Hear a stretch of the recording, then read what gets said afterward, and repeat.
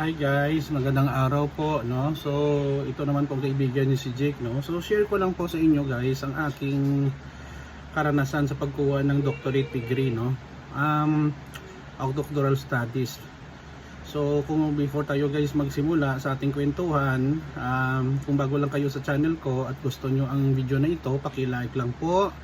And please guys, suportahan nyo po ang channel ko sa pag-subscribe. Maraming salamat po sa inyong walang sawang pagsubaybay sa Jake Pomperada channel. Okay na, no? So ito po ay based po sa aking personal na karanasan sa pag-aaral ng doctoral studies. Before tayo diyan pupunta, start tayo, no? Nagtapos po ako ng Bachelor of Science in Computer Science way back in 1999 at University of Negros Occidental, Recoletos, no? Medyo matagal-tagal na rin. And then by 2008, move forward, nagtapos po ako ng Master of Arts in Education, major in Instructional Technology sa La Consolacion College, Bacolod. Nagtapos po ako na cum laude. Now, after several years, nag-aral din ako ulit kasi hindi align ang aking master's degree sa bachelor's ko na computer science. Napilitan naman po ako mag-aral ng Master in Information Technology sa Northern Negros State College of Science and Technology dito po sa Negros Occidental, no? Old Sagay City, no? So sa ngayon ang pangalan niya last January, no, this year 2024, pinalitan na po ng State University of Northern Negros. Natapos ko yon 2020. Now, before, medyo magulo, no? Pero sige lang. Way back 2010, nag-start na ako mag-aral ng Doctor of Philosophy in Technology Management sa Carlos Hilado Memorial State College. Sa ngayon, ano na yun? CAMSO na. Carlos Hilado Memorial State University. Kaso way back 2010, may mga pagsubok tayo sa buhay, hindi ko po yun natapos. Nawalan po ako ng trabaho, I get break up with my girlfriend, at saka wala na po akong pangtusto sa aking pag-aaral. Yun po ang reason bakit uminto po ako. At saka marami pa ibang problema na dumating na hindi ko na lahat ma-explain dito sa video na ito, no? Basta ang gulo-gulo. So after that, sabi ko sa sarili ko, matatapos ko pa itong doctorate degree ko. Forward again sa ating kwentuhan, pagkatapos ako ng 2020 ng Masters in Information Technology sa NONESCOS or Northern State College of Science and Technology, nagpahinga muna ako ng 1 year. Napagod din ako. So pagpahinga ko ng 1 year, nag-focus ako dito sa YouTube channel ko para ma-monetize siya at saka lumaki, no? So after that, I have decided na mag-proceed ng PhD Technology Management dito pa rin sa NONESCOS, no, or Northern State College in Science and Technology 2021 until natapos ko siya ng this year 2024, including my dissertation. So ano ba ang aking karanasan, no, sa pag-aral ng doctorate degree? Ito po ang masasabi ko. Una-una po, depende po sa perception ng tao. Sa akin po, hindi naman sa super mahirap, no? Kaso lang, I have to balance work and life. Kasi nagtatrabaho po ako, may family po ako, may dalawa pong anak, no? Ang isa kong anak na lalaki, ang panganay si Jacob, special, may autism. May asawa ako. And then kailangan ko rin magkayod. So I try, no, to study well, nakapasa naman. At saka nakita ko magastos talaga, guys, no? Believe me, kahit sa government schools ka, gagastos ka talaga, no?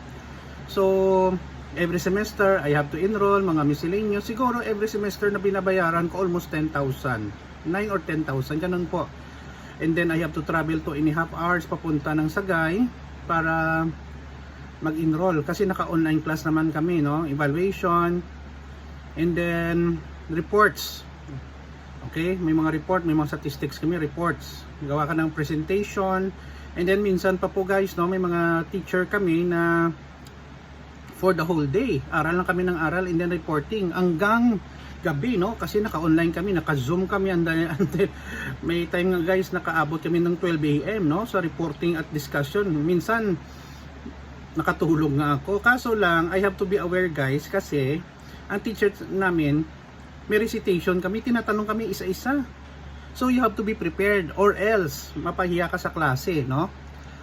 It is a very challenging task, pero I enjoy, no? I enjoy learning and then collaboration with my classmates and my doctorate teachers, ng mga professor namin, kasi we are learning a lot from one another. Mga subject namin, mga cooperative management, risk management, technology management, mga ganun po. Kasi ang technology management po guys, generic po ito sa lahat ng course. Pwede po siya magamit kahit anong course mo. Kasi it is more on how you manage technology. Whether it is a government or private, no, ng mga organization or even in business. Ganito ang kagandahan po, no. So after I completed all the academic requirements, may mga outreach pa kami, kumuha po kami ng mga classmate ko ng comprehensive examination. 2 araw yun guys, I have to stay in Sagay, no, just to take the exam. No, ang haba at saka Diyos ko Lord, masasabi ko hindi naman sa super hirap again for me ha, pero ang haba ng sagutan, no. You have to, ano ba yun? You have to understand the questions well and answer it very well, no. And then after that, dissertation writing. Sa dissertation writing naman, my proposal is hybrid learning. Hybrid learning model based on machine learning. May AI po yun. So sabi ko, kasi during that time din, nagtuturo ako sa University of Negros Occidental Recoletos sa graduate school. Hindi po ako pwede maging advisor kung hindi po ako nakatapos or nakapasa sa final defense ng dissertation ko. So, can you believe me, no? Ito po gusto ko lang i-share sa inyo, dito pag bubuhat ng bangko o pagyayabang ha. Natapos ko po guys from title proposal, pre-oral defense and final defense ng 1 buwan at kalahati. I repeat, 1 month and a half natapos ko, no? So kasing dahilan ko naman guys, kung hindi ko siya tatapusin within 1 semester, mag-i-enroll naman ako, another gastos naman guys. Yun po ang problema. So nakapasa ako, I'm not thinking about how to mag-present ng paper, na best thesis, best dissertation paper, best presenter. Wala yun sa akin lang, matapos ko siya para pwede na ako makapag-ging advisor. So natapos ko yun. Magastos kasi every defense, sa title defense na binayaran ko, I think 4,000 or 3,500 to 4,000, 3,500 I think. Pre-oral defense another 10,000. Final defense 10,000. Online lang yun via Zoom, no. So I have to demo, gagawa ng documentation, video ng system, etc. Akala ko nga guys, kasi naka-online to, i-check nila, kaso lang sa video ko nagawa naman namin lahat na mga objectives na ano naman, na-answer ko naman. So yun, they congratulate me, no. Ang mga classmate ko naman, they have to take another semester para matapos ang nila, no. Wala naman yun problema, we graduate naman kami lahat, no. So we are very happy. So to summarize, no, experience ko sa doctoral studies, masaya, challenging, full of learning, and medyo magastos. Normal lang yon, pero bawing-bawi naman guys, kasi nakapag-advisor ako sa graduate school, nakaturo po ako, kasi requirement na yan sa graduate school ngayon, kahit anong university, public or public or private university, na dapat doctorate ka na, especially sa graduate school, no. Ang saya po ako guys, no.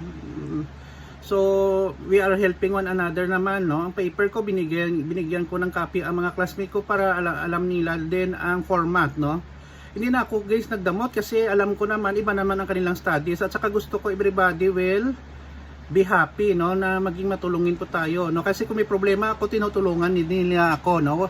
Wala na sa isipan ko ang competition, no. Na importante lang guys, I was able, no, to help them, and then they will able to help me back. Maganda talaga guys ang feeling, no. Kung ako sa inyo, if you are planning to get a master's or doctorate degree, go for it, kasi it is very worth, no. Tatawagin ka na nila doktor, pero ako guys, no, it doesn't matter for me kung tatawagin nila doktor ako or hindi. Okay, it is more on self-achieving and to become more productive individual in the society. Yun lang po. Kung may mga tanong kayo guys, pakilagay lang yan sa comment section ng video na ito. Maraming salamat po sa inyong pakikinig. Sana po may napulot po kayong aral or tips or advice sa video na ito. Maraming salamat po. Kita-kita po tayo sa susunod na video. Paki-like lang po, share, and mag-subscribe sa channel ko. Ito po ang kaibigan nyo si Jake. Paalam mo na guys. Thank you. I love you all. Bye-bye.